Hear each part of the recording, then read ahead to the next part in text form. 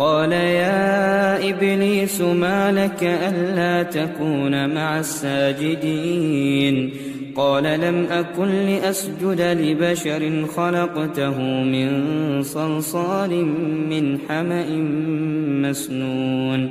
قال فاخرج منها فإنك رجيم وإن عليك اللعنة إلى يوم الدين قال رب فأنظرني